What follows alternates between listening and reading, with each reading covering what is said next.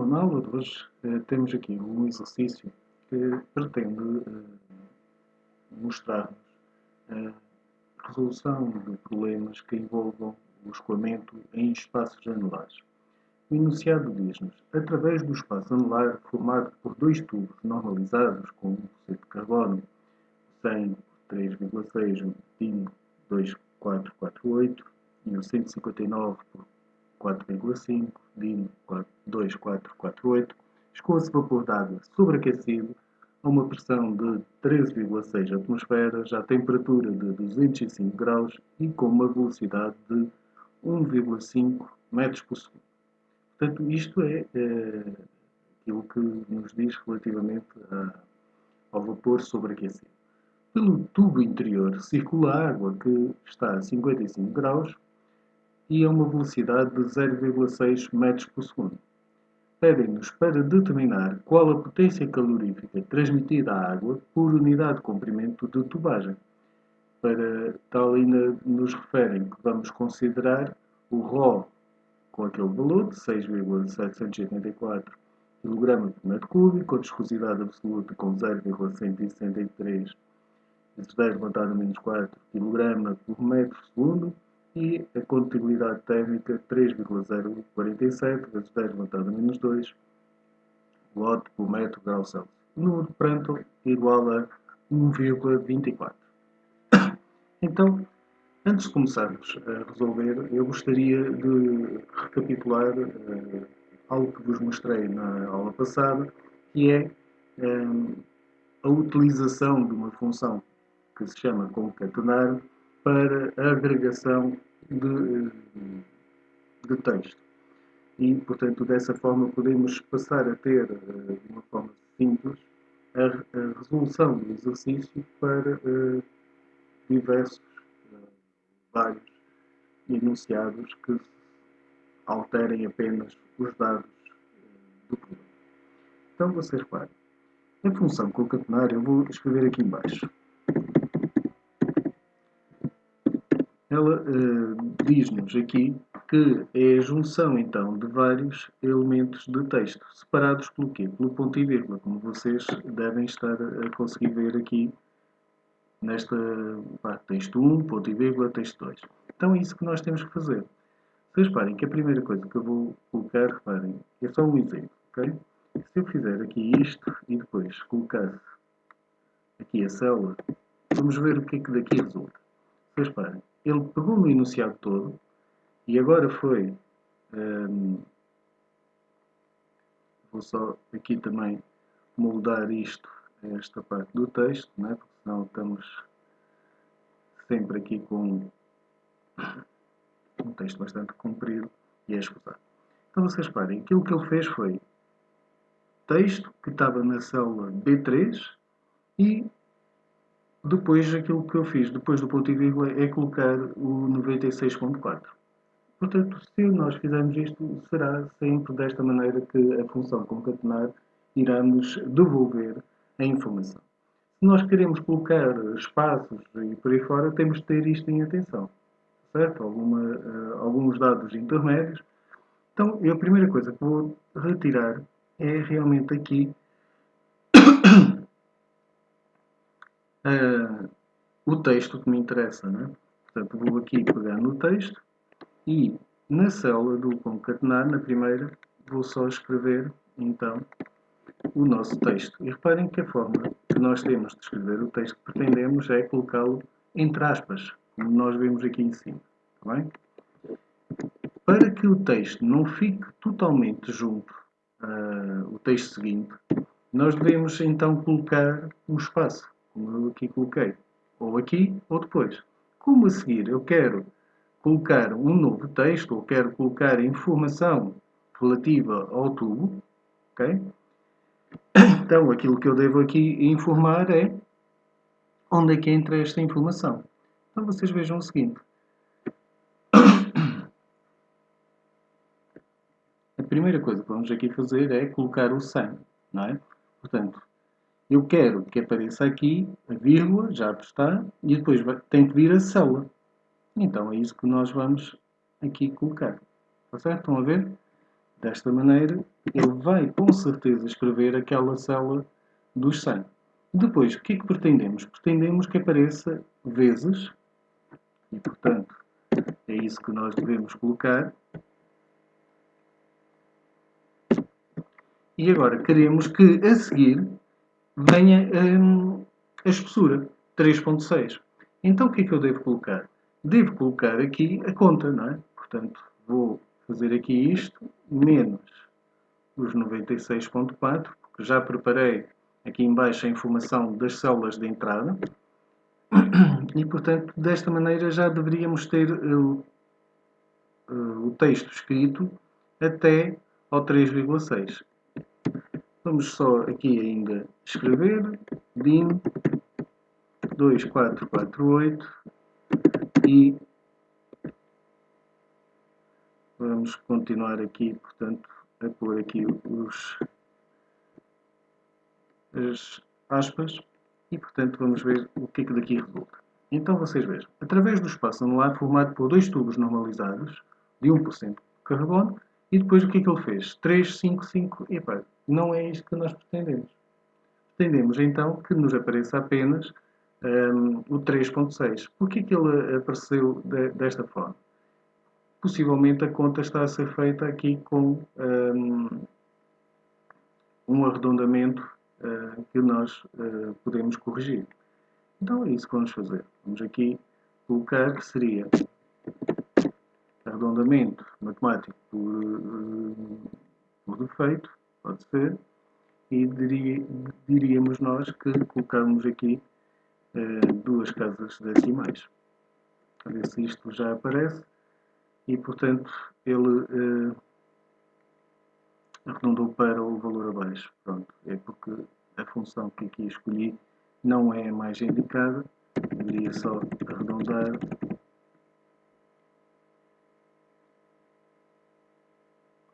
E aqui, a ver se ele agora já aceita. E, portanto, já aparece ali o 100 vezes o 3,6 e depois aparece a informação do aço. Aquilo que acabamos de fazer para esta parte, conseguimos fazer para todo o texto que aqui está. E desta forma é-nos possível ter o enunciado adaptável a qualquer dado de entrada. Isto daqui é interessante quando estamos a resolver vários exercícios e depois queremos apenas, por exemplo, alterar, ver qual é o efeito de um aumento da temperatura de um dos fluidos ou ter a alteração do tipo de fluido, inclusivamente.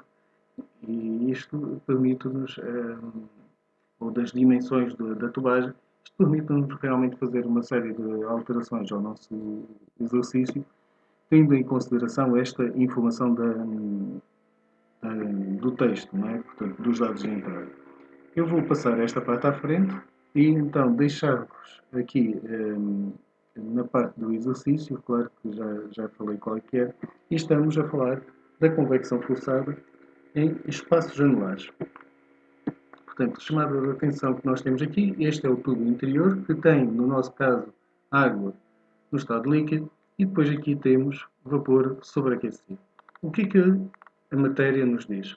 Diz que a dimensão característica que vamos utilizar para a determinação do número de Reynolds é dada pelo diâmetro equivalente, que, se vocês recordarem, é 4 vezes a área transversal sobre o perímetro molhado. Nós estamos aqui, ao fim e ao cabo, a determinar que seria um D2 menos o D1. E então, dessa forma, podemos determinar o nosso número de Reynolds. Sabendo o número de Reynolds, temos que determinar o número de Nusselt para determinar o nosso H e, consequentemente, depois dar a resposta ao problema. Mas, entretanto, temos que determinar o número de Nusselt através desta equação 7.14. No caso de termos o aquecimento no fluido, o N a considerar nesta expressão é de 0,4. Se tivermos arrefecimento do fluido, é 0,3. As propriedades que nós temos que determinar têm que ser determinadas para a temperatura média do serviço e, ao fim e ao cabo, é TF1 mais TF2 sobre 2, que é o nosso TFA. E, portanto, é esta a metodologia para conseguirmos resolver, então, o nosso problema. Ora, como vos disse, já tenho aqui a resolução iniciada. Vamos analisar isto que aqui está. No nosso sistema, nós temos, então, o fluido quente que se encontra aqui no espaço anular a aquecer, como é evidente, o fluido que está em escoamento no tubo interior.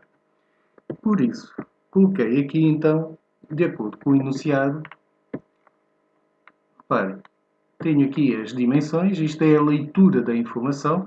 O diâmetro que aparece aqui é o diâmetro exterior, depois é a espessura, portanto, daí que eu faço aqui a conta para menos 3,6. Depois, a mesma coisa para o tubo exterior, 159, e depois a espessura de 4,5. E tenho aqui, então, os diversos diâmetros. No nosso espaço anular, nós temos então o vapor sobreaquecido nestas condições.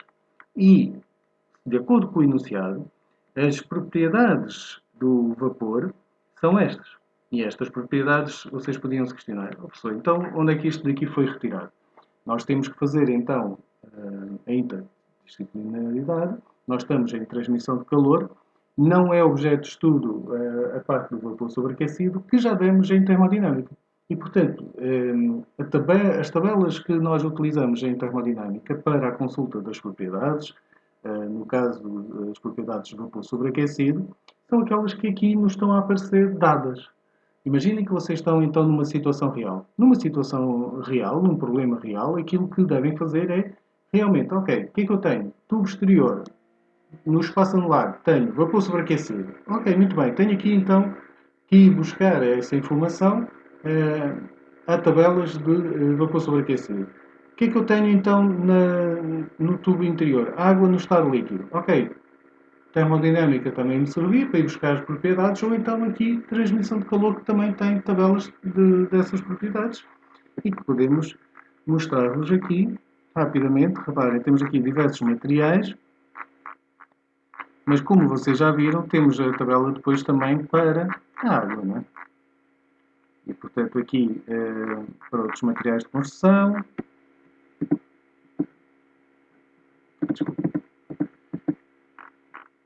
Portanto, aqui para o ar, que já usamos no exercício anterior, temos aqui dióxido de carbono, hélio e por aí fora. E hidrogênio, nitrogênio, que é o azoto, oxigênio e vapor d'água. Temos aqui tabela para vapor d'água. Okay, alguns gases, alguns fluidos refrigerantes também. Óleo de motor. Líquido, vapor saturado. Ok, temos aqui também uma série de parâmetros que podem ser utilizados. E aqui já temos então propriedades termofísicas da água saturada. Se vocês virem, esta tabela que aqui está tem uma informação semelhante àquela que vos foi dada em termodinâmica. Em termodinâmica deram-vos uma determinada bibliografia que tem as propriedades da água saturada e da água sobreaquecida. Aqui é exatamente isso que eu vos estou a dar. Estou-vos a dar uma fonte pela qual podem utilizar as propriedades. Em vez de aparecer no enunciado, poderia perfeitamente aparecer-vos um extrato da tabela, por exemplo, numa prova de avaliação, ou então vocês já sabem que têm aqui a informação, o que é que têm que se recordar? Neste tipo de informação, aquilo que aqui está é o estado líquido saturado e aquilo que aqui está nesta coluna é o estado de vapor saturado. Portanto, no caso, não temos aqui a tabela para vapor sobreaquecido, teríamos que ir a outra disciplina na bibliografia buscar esse tipo de informação. Está bem? Portanto, isto daqui é a informação que vem no enunciado. E depois temos a água no estado líquido, temperatura do fluido frio, está a 55 graus, com uma velocidade média de 0,6. Portanto, estes são os dados que nós temos. Se eu analisar a troca de energia que existe entre ambos os fluidos, vocês reparem, no espaço anular nós temos o fluido quente, que é o vapor sobreaquecido, que há de estar a uma dada temperatura. Que temperatura é esta? Uma temperatura média, TQM, que eu aqui escrevi. Depois temos, no tubo interior, água no estado líquido, que está a uma temperatura média, TFM, no caso aqui, de 55 graus. Depois, o que é que tenho a considerar? Desde este espaço anular até ao tubo interior, que é a troca de energia que eu pretendo analisar, eu vou ter que dividir pelas várias resistências que ali estão, as várias resistências térmicas. Ora, a primeira que aparece é a resistência convectiva, ok? Entre o fluido quente e o tubo interior. Depois aparece a resistência condutiva do tubo interior. E depois, por fim, aparece-nos a resistência convectiva do fluido frio. Ok? Vamos então avançar. Reparem, ainda só estamos a retirar dados, não é? A escrever o nosso pedido, porque é isso que nós queremos determinar, o fluxo de calor que é trocado. Então temos convecção forçada no interior de um tubo, mais convecção forçada num espaço anular. Radiação não vai existir, estamos em regime permanente, as propriedades termofísicas são constantes, transformação ou transferência de calor unidirecional sem geração interna de calor e estamos a trabalhar em coordenadas cilíndricas.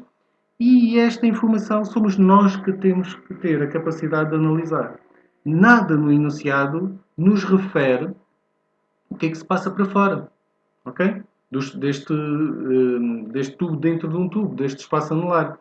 Aquilo que então devemos considerar, ou temos informação, e aí teríamos o típico exercício que já fizemos em aulas passadas, em que há perda, há transferência de energia para o interior e há transferência de energia para o exterior. Neste caso, nada nos é dito sobre o ambiente a que ele está exposto. Vamos considerar então que o sistema está isolado para o exterior, ou com perdas de calor desprezadas. Como se nós tivéssemos o tubo perfeitamente isolado, ok? E o grande objetivo é trocar a energia para o tubo interior, é aquecer a água que está em circulação. Então, cálculos auxiliares, fiz aqui, foi também consultar no anexo das propriedades a condutibilidade térmica do material, ok, do tubo. É um aço carbono, ok, foi isto que eu considerei. Está aqui na página A2 dos nossos anexos. E a condutibilidade térmica que retirei foi de 56,7 para uma temperatura de 403 Kelvin. Muito bem. Estes são os dados iniciais que me vão permitir, reparem, eu com esta informação já irei determinar a resistência condutiva do tubo, como será desejado, nós vamos ter uma resistência condutiva baixa, comparativamente aos outros parâmetros, não é? Portanto, queremos realmente promover a troca de energia. Não fazia sentido ter aqui um tubo que não fosse condutor, não é? Então vamos passar à determinação destes cálculos auxiliares. Primeiro de tudo está aqui então a nossa resistência condutiva. Vocês reparem que não é mais nem menos logaritmo de R2 sobre R1 a dividir por este K. Está aqui a sua fórmula. E dá-nos o valor de 6,5 vezes 10 levantado a menos 4 metro grau Celsius por watt. É importante que a gente verifique isto. Reparem. Porquê? Porque depois eu vou ter que somar tudo na mesma unidade. E se eu não fizer esta verificação, corro o risco de me enganar e depois estar a tentar somar resistências que estão escritas, por exemplo, em graus por watt, com metro quadrado por grau por watt. Isso não faz sentido. Está bem? Muita atenção aqui à questão das unidades. É por isso que eu escrevi também aqui ao lado as unidades, para termos isto sempre presente. Está bem? Portanto, vocês têm aqui um parâmetro adimensional que, a dividir pela condutibilidade térmica, dá-nos o inverso da condutibilidade térmica. Para o diâmetro equivalente, nós temos então a tal informação do D2 menos o D1. Mas, de acordo com o nosso sistema, aquilo que nós temos é o D3 menos o D2, está bem? O D3 menos o D2, certo? Portanto, dá-nos aqui o valor de 54,5, que nos vai permitir então agora calcular as outras resistências. Então vocês vejam o seguinte, logo aqui a primeira. Nós temos a resistência convectiva do lado quente, então 1 a dividir pelo nosso H, já vos vou mostrar, vezes o raio, só que o raio que tenho, para utilizar o diâmetro, aquilo que fiz foi dividir por 2 e multiplicar, como é óbvio, por 1000 para passarmos os milímetros para metro. Está bem? Portanto, confirmar aqui este parâmetro, 0,345, vocês reparem, fiz aqui uma pequena conta, que é, eu já vos mostro a questão do H, está bem? Portanto, que aqui está a ser pedido para calcular. Nós não tínhamos este valor, neste momento, mas se tivéssemos, era este que iríamos ter no final, e fizemos algo semelhante também para o fluido frio, em que fomos também considerar ali o outro diâmetro 96,4. Muito bem. Só para termos aqui uma pequena noção, eu coloquei aqui esta parte como a comparação entre as resistências convectivas do fluido quente e a resistência convectiva do fluido frio. Reparem, ele é 45,5 vezes superior à do fluido frio. Está bem? Isto dá-nos algum tipo de informação, dá-nos sim senhor. Permite-nos perceber de que forma é que este fluxo de calor irá se distribuir no nosso sistema. Está bem? Portanto, é mais fácil haver pequenas diferenças de temperatura, quer no tubo, quer entre o tubo e o fluido frio. Agora, entre o fluido quente e o tubo, vamos ter uma queda bastante significativa da temperatura. Também é isto que estaríamos a ter como informação. Bom, a primeira coisa que tínhamos que fazer agora era a determinação do coeficiente de convecção do fluido frio. Ora, do fluido frio, nós temos então que enquadrar o exercício naquilo que nós temos. Nós temos escoamento de água fria no interior de um tubo. Ora, no interior de um tubo não é aquilo que tivemos agora a visualizar, porque aqui era para o espaço anular, mas teríamos que ir à sebenta e identificar o nosso caso, que é o 7.42, convecção forçada no interior de um tubo, e, portanto, aplicar esta metodologia que aqui está. É isto que eu tenho na folha de cálculo. Passei para aqui as propriedades da água, daquela tabela que visualizamos há pouco, e começamos então por determinar o nosso número de Reynolds. Temos que a nossa temperatura média há de ser os 55 graus, ok? TFM, e então, agora, queremos saber, vá lá, se pretendemos ou se considerar que há uma diferença de temperatura inferior a 5 graus ou superior a 5 graus, para ser o caso A ou o caso B. Certo? Como tínhamos aqui na sebenta. Está bem? Portanto, caso A ou caso B. Certo? Portanto, é isso que nós depois temos que nos centrar. Obtemos, então, o valor do número de Reynolds. Repare, está aqui o valor para a nossa temperatura, 328 Kelvin. Se vocês virem, 328 Kelvin está aqui, ok? Os 55 mais os 273, como é evidente. E, portanto, não temos que andar a fazer processo iterativo nesta parte. Temos a consulta direta das propriedades, que são aqui substituídas. Temos, então, o ρ, se vocês virem, está aqui. Depois, a velocidade vezes o diâmetro a dividir, então, pela viscosidade absoluta. E passamos, então, ao valor de 112.953,7.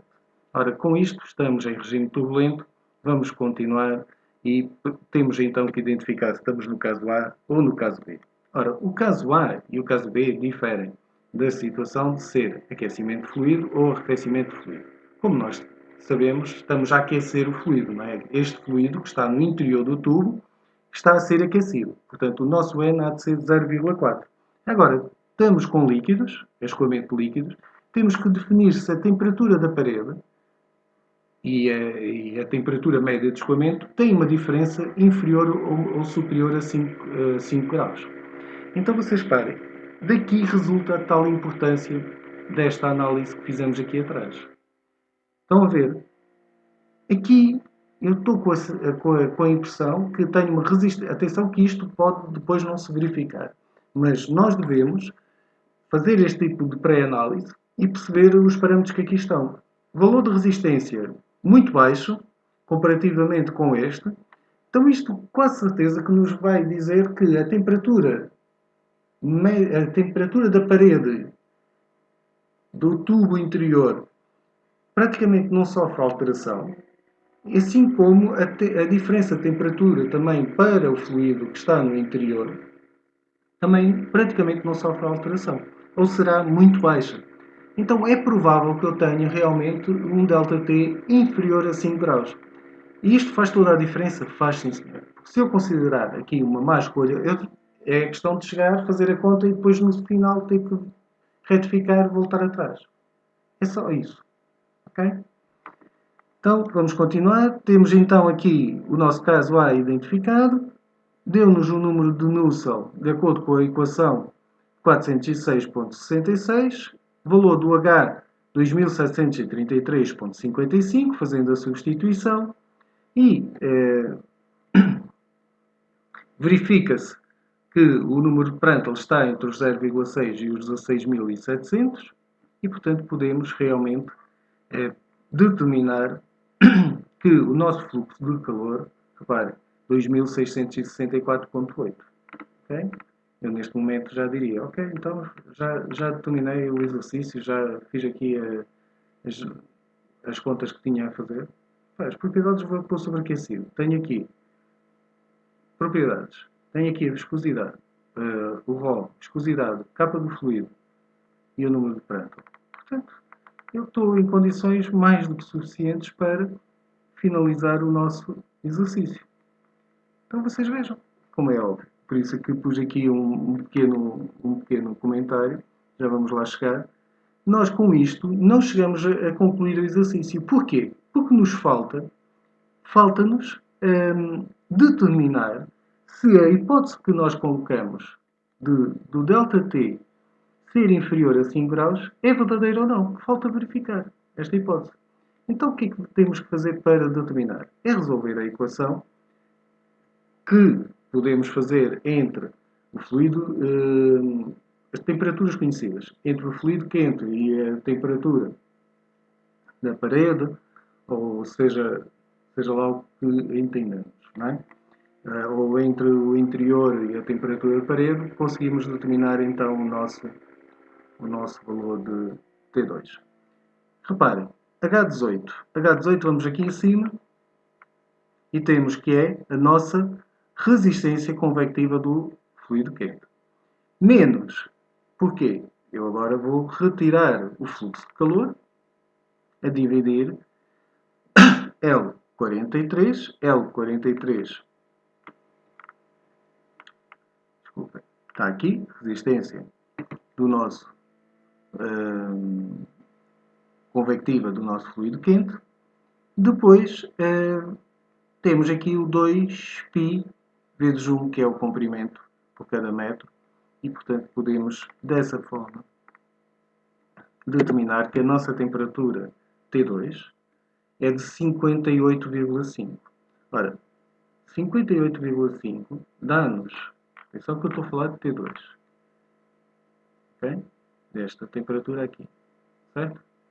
Como tenho depois que calcular aqui o T1, eu até diria que era escusado porque neste momento, repare, 58,5, ok? 58,5 para 55, eu tenho a certeza absoluta que o nosso T1 estará entre estes dois valores, não é? Portanto, temos necessidade de fazer as contas? Não temos.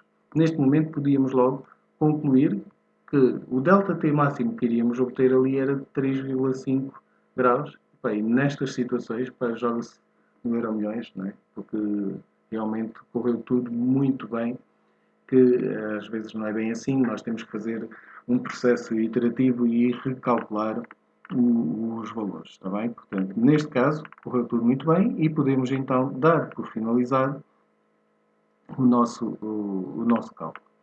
Qual é a grande vantagem que eu vejo aqui para a nossa resolução? É realmente esta parte que já aprendemos então a colocar, tabela, extração da tabela.